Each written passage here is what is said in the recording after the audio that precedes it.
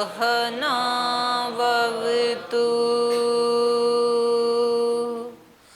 सहनौ भुनक्तु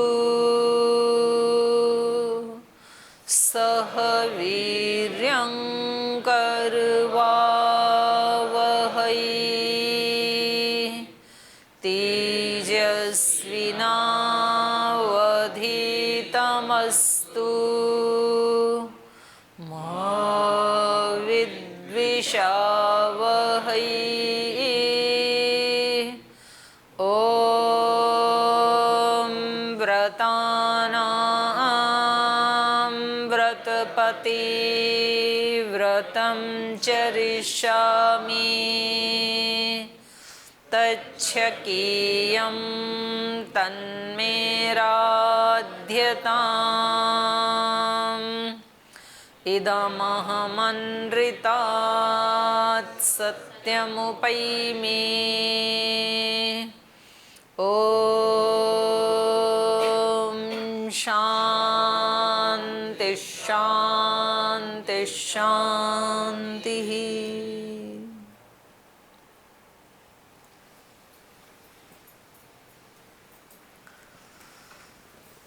तो चलिए छांदोग्य उपनिषद में सच्चे सुख की खोज, इसकी हम चर्चा कर रहे हैं। और केवल चर्चा नहीं कर रहे हैं बल्कि सच्चे सुख की खोज कर रहे हैं। खोज क्या कर रहे हैं? जिन्होंने खोज की है उनके पास बैठ करके उनसे सीखने की कोशिश कर रहे हैं। तो इन्होंने बताया था नारद को कि आपको सुख की खोज है तो आप अपनी क्रियाओं को ठीक कर लें, अपने कर्म को ही ब्रह्म समझ करके शरीर से उपासना करें। काम जो हम करते हैं वो भगवान की उपासना ही है, लेकिन वो शरीर से उपासना है। उपासना कई तरह से की जाती है, शरीर से भी उपासना की जाती है, लेकिन उसके भी मूल में जाएं। शरीर से उपासना कब बनेंगे कर्म? जब हमारा वाणी भी वैसी ही हो। तो वाणी की कितनी महिमा है देखो। एक व्यक्ति कोई एक इतना सुंदर सामगान करता है कि उस सामगान को सुन करके सब लोग समाधिस्थ हो जाते हैं। सामगान कुछ लोगों को आता है, तो वो वाणी की तो महिमा है। एक व्यक्ति कोई इतना सुंदर भजन गाता है कि वहाँ पंडाल में बैठे हजारों लोगों की आंखों में आंसू आ जाते हैं, भाव विभोर हो जाते हैं। एक व्यक्ति वाणी से कोई ऐसा शब्द बोलता है कि हजारों लोग एकदम से हताश निराश हो जाते हैं। तो कितनी तरह के रस वाणी से उत्पन्न हो सकते हैं, साहस पैदा कर सकती है वाणी।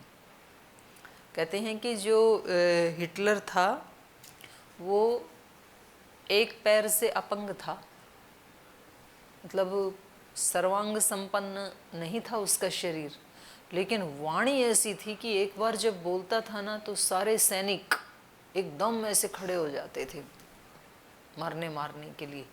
विश्व विजय पर निकला तो कितने लोग, तो वो समुद्र से आया था, तो जहाज़ में भोजन आदि सब समाप्त हो गया।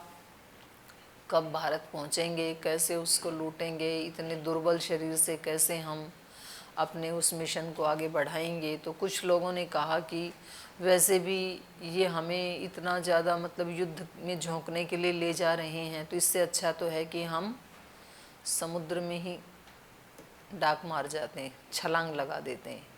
तो या तो तैर करके कहीं इधर उधर अपने घर पहुंच जाएंगे किसी का सहारा ले करके, और नहीं तो इधर भी मरना इधर भी मरना। अब ऐसे खाली पेट नहीं रह जाता है, अन्न खत्म हो गया था। तो उसको पता लग गया कि ये तो ऐसे ऐसे चल रहा है सैनिकों के मन में। तो फिर उन्होंने इकट्ठा किया सबको और बहुत ज़ोर से उनको ऐसे भाषण दिया प्रेरणाप्रद, सारे के सारे फिर खड़े हो गए। तो ये वाणी की कितनी बड़ी महिमा है। जैसे ही कोई व्यक्ति, हनुमान जी तो हार मान गए थे, प्रायोपवेशन करने के लिए तैयार हो गई थी, चिता जला ली। तभी जटायु ने उनके अंदर ऐसा भर दिया साहस, समुद्र को लांग गई और कितनी बड़ी सेवा कर गई। तो ऐसे हर व्यक्ति के जीवन में ऐसे क्षण आते हैं कि जब वो कई बार अपनी शक्तियों से अपरिचित हो जाता है और वो बिल्कुल कभी कभी तो उल्टी दिशा ले लेता है, या कभी कभी वहीं रुक जाती है ज़िंदगी, आगे नहीं बढ़ पाती है। और उस समय कोई व्यक्ति, कोई गुरु, कोई महात्मा, कोई माता पिता, कोई मित्र, कोई पति पत्नी, कोई ना कोई व्यक्ति जीवन में ऐसे प्रवेश करता है और उसके एक शब्द से ही फिर सारे कार्य सिद्ध हो जाते हैं। मेरे को याद है जब 2008 में मैं उधर 3-4 ज़िले में सेवा करती थी एक मंडल प्रभारी के रूप में, और उस समय हमने शिविर लगवाया था महाराज जी का नारनौल में। और नारनौल क्योंकि महाराज जी का अपना होम डिस्ट्रिक्ट है, अपनी जन्मभूमि है, तो वहाँ कोई दान देने के लिए तैयार नहीं। तो वो सब बोले यहाँ तो आके उनको दे के जाना चाहिए। हमने उनको इतना महान बनाया, अब बताओ उन्होंने क्या महान बनाया। अब महान बन गए तो बोल रहे हैं हमने महान बनाया।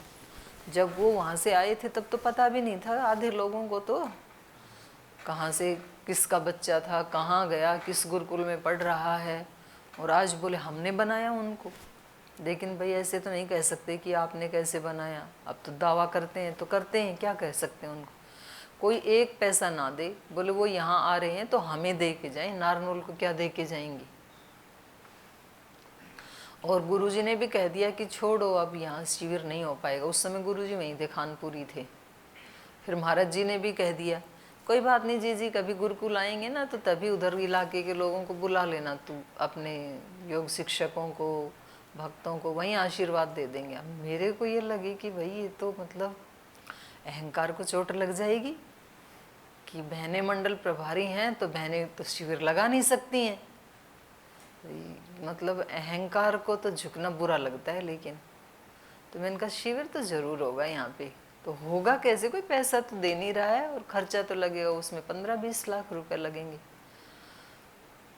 तो मैं जो सेवा करती थी तो मैं थोड़े बुजुर्ग लोगों को साथ लेकर के सेवा करती थी। तो जितने भी मेरे सहयोगी थे उनमें ज़्यादातर संख्या बुजुर्गों की होती थी। तो और गांव में भी रहती थी तब भी, मतलब जैसे हम उम्र की जो सहेलियां हैं वो ठीक है स्कूल में पढ़ते हैं, उतनी तो मित्रता है ही। लेकिन ज़्यादातर जो बहुत बुजुर्ग महिलाएं हैं उनके पास जा कर के उनसे मित्रता होती थी। वो बुलाते थे मेरे को, तो किसी की चोटी कर देती थी, बाल सुलझाती थी तो दर्द नहीं करती थी, किसी का दबा देती थी थोड़ा, किसी को भजन सुना देती थी। छोटी थी तो मेरा गला भी अच्छा था और गांव के बहुत सारे भजन भी याद थे। तो ऐसे वो बहुत बुजुर्ग थे एक, और किसान थे, तो उनको ले लेके के जाते थे हम कहीं दान लेने के लिए। तो कोई दान नहीं दे रहा था, तो वो भी बेचारे परेशान हो गए, बुजुर्ग वैसे। अब उनको ये लगता था कि इसकी इतनी पवित्र भावना है, ये बेचारी लगी हुई है, एक लड़की लगी है, तो चलो इसके साथ चलते जाएं। और थे अच्छे वो भी वैसे, उनकी काफ़ी ज़मीन है और उनकी 2-3 दुकानें भी हैं, नारनौल में कुछ हटेली में भी हैं, भरा पूरा परिवार है। मतलब उनके 6-7 बेटे हैं और अच्छा है, घर की स्थिति अच्छी। तो फिर उन्होंने कहा कि देखो, मैंने कहा भाई साहब मैं क्या करूं, अब महाराज जी भी ऐसे कह रहे हैं, गुरु जी भी ऐसे कह रहे हैं, कहीं से दान भी मिल नहीं रहा है, तो हम शिविर कैसे करें। और शिविर का विचार छोड़ दें तो ये मुझे अच्छा नहीं लग रहा है, मैं दुखी हो जाऊंगी अंदर से। तो उन्होंने कहा कि आपकी इतनी ही प्रबल इच्छा है तो मेरे पास, मैं बच्चों से तो नहीं मांगूंगा किसी से भी, लेकिन मेरे पास अपनी 20 एकड़ ज़मीन है, वो मेरे नाम है, मैं अपनी 1 एकड़ ज़मीन बेच दूंगा और आपको शिविर करवाना है तो आप करवाओ, आप चिंता मत करो।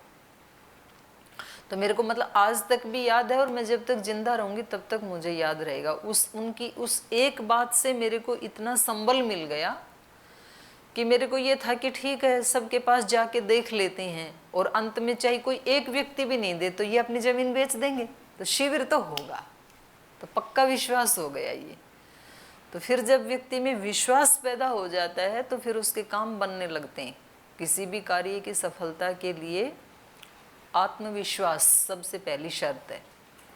और जैसे उन्होंने कहा, और हमें अगले ही दिन फिर हम दिल्ली आए, कोई व्यक्ति जो अपने त्रिलोक जी संगठन में भी पहले काम करते थे, पता नहीं आप में से कुछ लोग जानते होंगे, तीर्थदेव जी आदि जानते हैं उनको।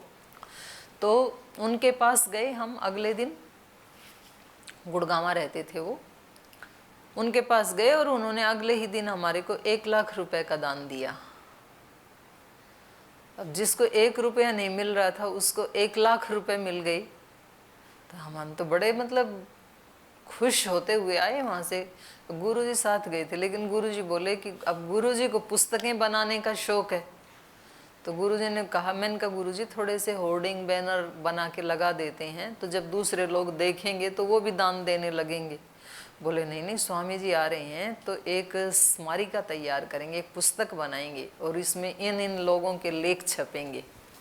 गुरुजी ने अपनी योजना बना रखी, सारे के सारे पैसे गुरुजी ने उसमें लगा दिए। वो अभी तक भी बनी हुई है स्मारिका, इतनी ज़्यादा छपवाई। मैंने कहा गुरुजी थोड़ी सी छपवा लेते हैं। बोले नहीं नहीं, इतनी छपवाएंगे। दान लाए 1 लाख रुपए का और स्मारिकाएं छपवा दी 2.5 लाख रुपए की, और 1.5 लाख कर्जा और सर के ऊपर, बताओ। लेकिन फिर भी मैंने कहा गुरुजी 10-20 हज़ार रुपये तो दे दो। तो थोड़ा वो बजाते हैं ना गुड़गुड़ी मदारी, तो भीड़ आती है। फिर मैंने कहा थोड़ा सा तो करने दो। तो चलो दे दिया गुरुजी ने 10-20 हज़ार रुपये। हमने होर्डिंग बैनर बना के लगा दिए। तो फिर लोग, अरे सचमुच ही आ रहे हैं भाई बाबा जी। तो पहले तो लोग सोचते, बोले ये लड़की लाएगी बाबा जी को बुला के, कौन पूछता था हमें, इनके कहने से आएंगे बाबा जी, ये यहाँ सेवा करती हैं, अपने योग सिखाती हैं, ठीक है। लेकिन जिसके पास जाए उनको विश्वास ही ना हो, और फिर होर्डिंग बैनर लगा दिए तो विश्वास हो गया, वे आएंगे तो जरूर। फिर उसके बाद 1-2 व्यक्ति निकल के आए। एक दयाराम जी हैं, उनको बहुत, उनकी पूरी स्कीम, वो शराब पीते थे, मांसाहार भी करते थे, और मतलब जीवन बिल्कुल अव्यवस्थित था। और उनको हमने योग सिखाया था 3-4 महीने, उनको ट्रेनिंग दी थी मैंने उस समय, और वो बिल्कुल ठीक हो गई। तो वो अपनी तरफ से आकर के बोल जी मैं लाइफ मेंबर बनना चाहता हूँ। उन्होंने 1 लाख रुपए दिए। फिर एक और व्यक्ति जो स्वामी जी को सुनते थे, उनके विचारों से प्रेरित होकर के वो अपनी तरफ से 1 लाख रुपए लेके आई, शिवताचार्य जी थे। तो ऐसे 2-3 लाए, तो फिर हमने और ज़्यादा शुरू कर दिया। और ऐसे करते करते जहाँ 1 रुपया नहीं मिल रहा था, वहाँ फिर हमारे पास 30-32 लाख रुपए तो शिविर में खर्च हुए, और 10 लाख रुपए हमने यहाँ भेजे। उस समय अकाउंट आदि नहीं थे जिलों में, इतना सारा धन आया। फिर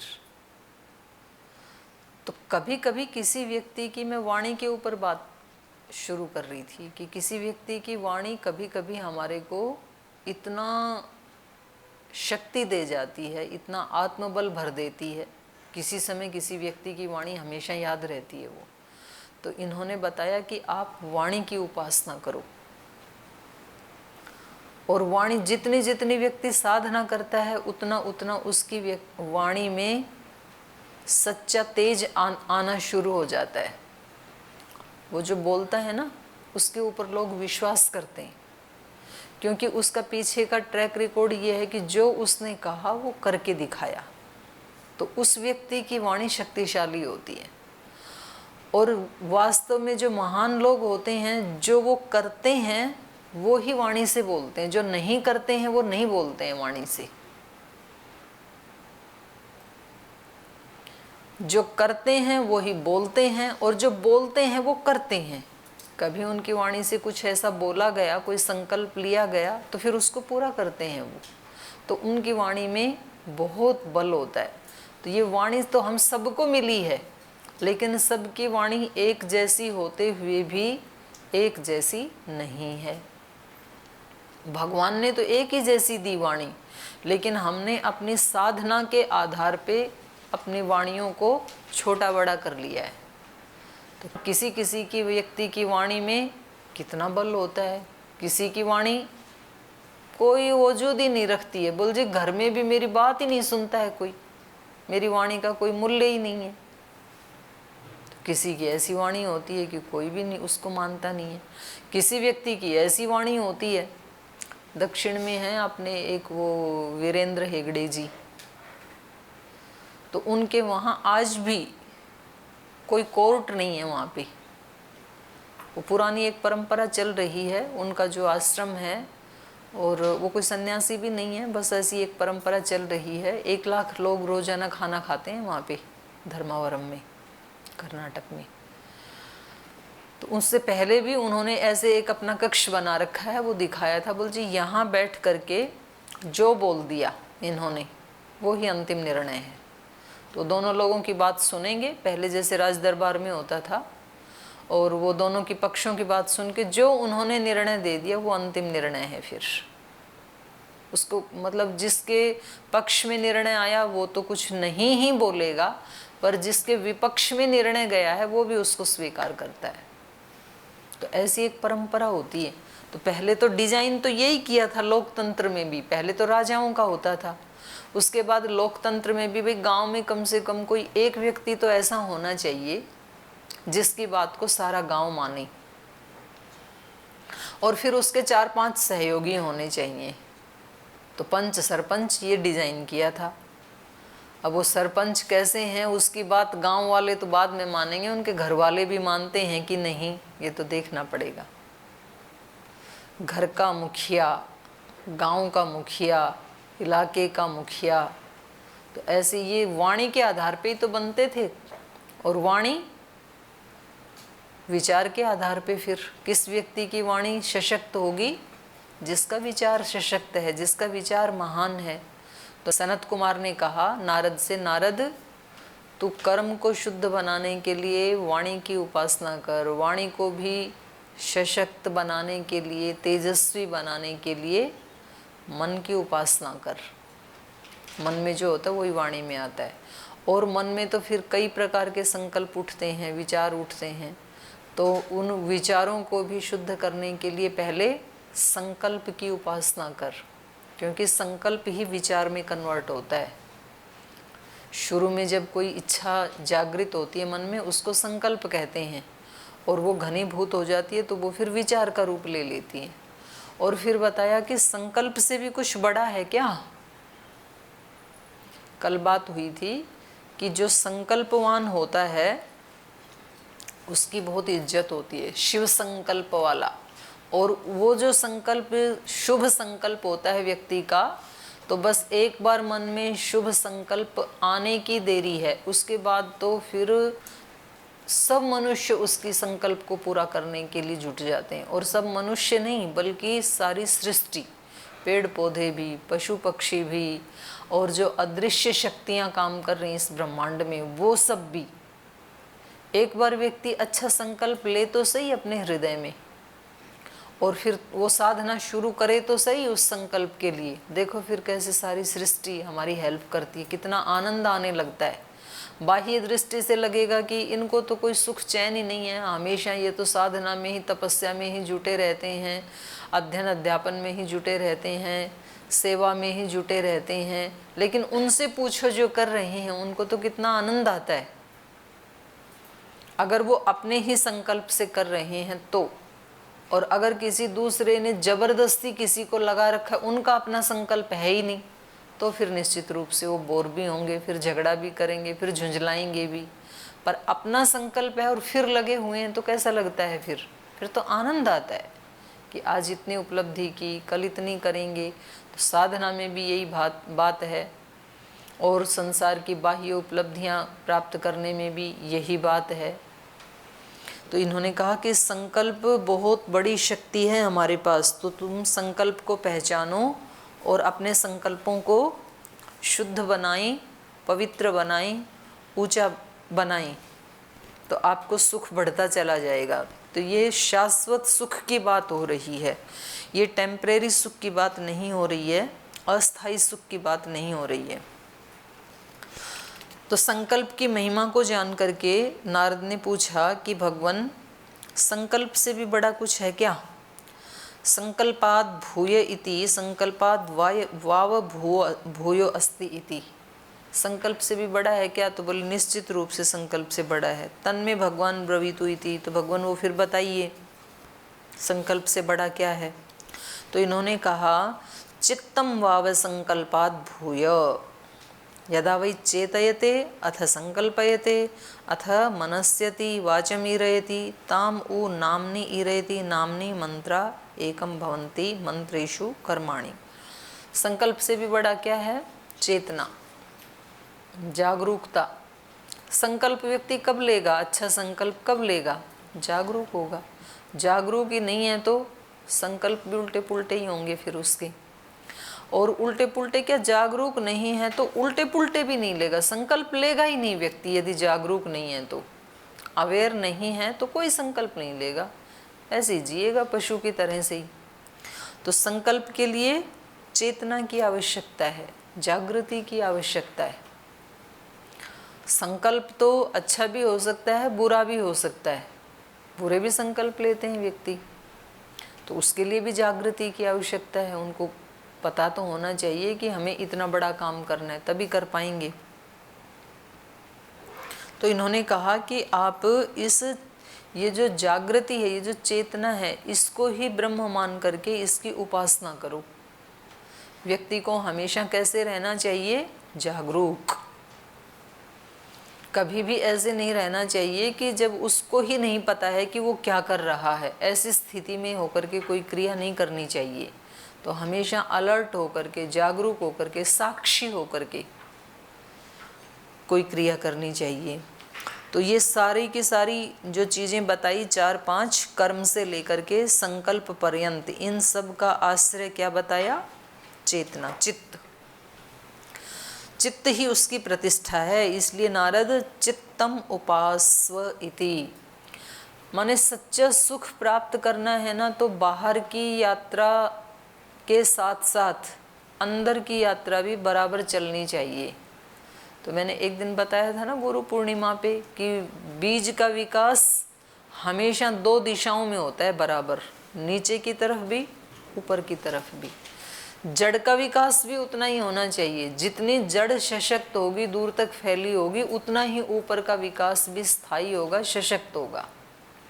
वट वृक्ष जितना ऊपर फैलता है ना, उतनी ही उसकी जड़ें भी गहराई में फैली हुई होती हैं, तब वो इतना मजबूत रह पाता है। नहीं तो कोई भी आंधी का झोंका आकर के उसको गिरा दे, अगर उसकी जड़ें मजबूत ना हो तो विकास दोनों तरफ होता है। इसलिए हमारे ऋषियों ने इस विज्ञान को जाना, तो उन्होंने कहा यह तो अभ्युदय निःश्रेयस सिद्धि स धर्म है। धर्म क्या है?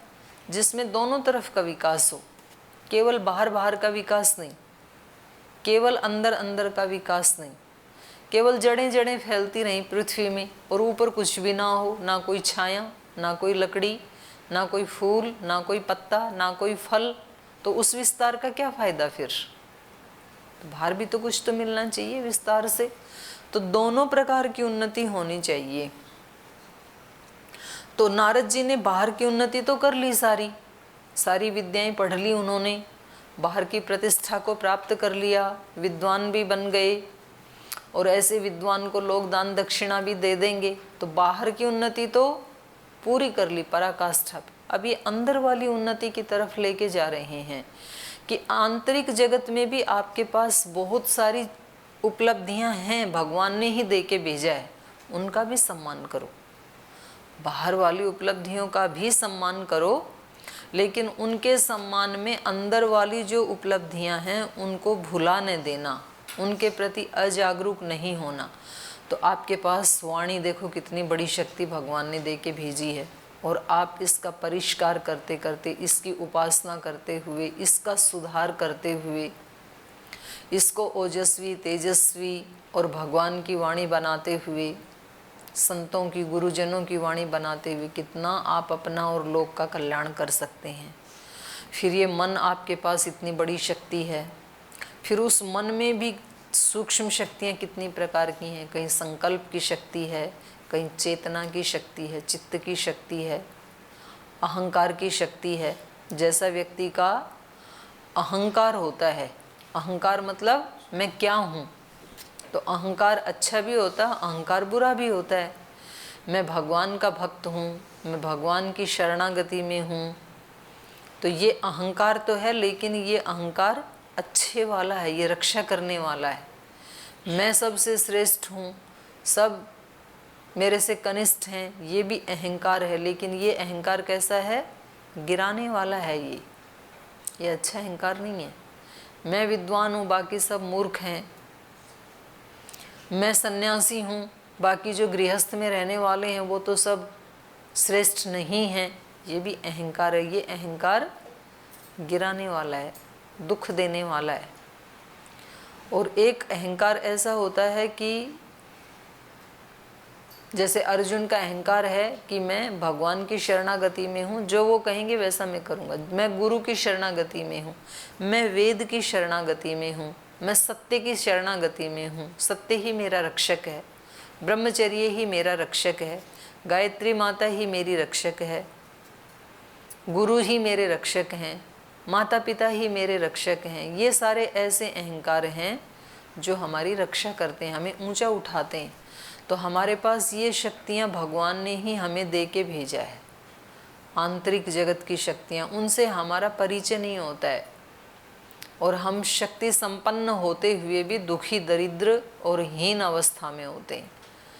तो ये जो सनत कुमार गुरु हैं, ऐसे गुरुजनों का ही ये सहयोग होता है, ये उनका रोल होता है कि वो उस व्यक्ति के अंदर की शक्तियों का उस व्यक्ति से परिचय करवा देते हैं। कुछ नया नहीं देते हैं गुरुजन, कुछ बाहर से आरोपित नहीं करते हैं।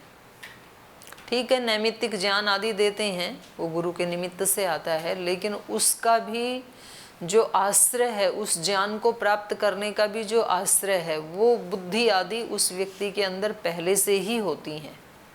वो उनको अभिव्यक्त कर देता है, उनकी शक्तियों को। शक्तियाँ बीज में पहले से ही हैं। धरती माता की शरण में बीज जब चला जाता है तो धरती माता के माध्यम से वो एक तरह ब्रह्म की ही शरणागति में चला जाता है। तो फिर धरती माता ब्रह्म का प्रतिनिधि बन करके उनकी शक्तियों, बीज की शक्तियों को अभिव्यक्त कर देती है। नया नहीं डालती है अपनी तरफ से कुछ भी, जो उस बीज में है उसी को अभिव्यक्त करती है। वट वृक्ष के बीज में से आम नहीं निकलेंगे कभी भी, नई अभिव्यक्ति नहीं देगी धरती माता। वट वृक्ष के बीज में जो शक्तियाँ छिपी हैं उनको अभिव्यक्त कर देगी। तो गुरु कभी किसी शिष्य को नई शक्तियाँ नहीं देते हैं, जो उस शिष्य में छिपी हुई शक्तियाँ हैं उनको गुरु अभिव्यक्त कर देता है। तो हर शिष्य में अलग अलग शक्तियाँ होती हैं, सब में एक ही जैसी नहीं होती हैं। तो इसलिए वो अलग अलग दिशाओं में उन्नति करता है जो गुरु की शरणागति में रहता है। और जो गुरु की शरणागति में नहीं जाएगा तो फिर उसको अपनी शक्तियाँ अभिव्यक्त वो नहीं कर पाएगा। फिर तो गुरु की शरण में तो जाना ही होता है। कोई बीज कितना भी ज़्यादा शक्तिशाली क्यों ना हो, वो धरती माता की शरण में जब तक नहीं जाएगा अपनी शक्तियों को अभिव्यक्त नहीं कर पाएगा। तो उसको किसी न किसी की शरणागति में तो जाना ही पड़ेगा।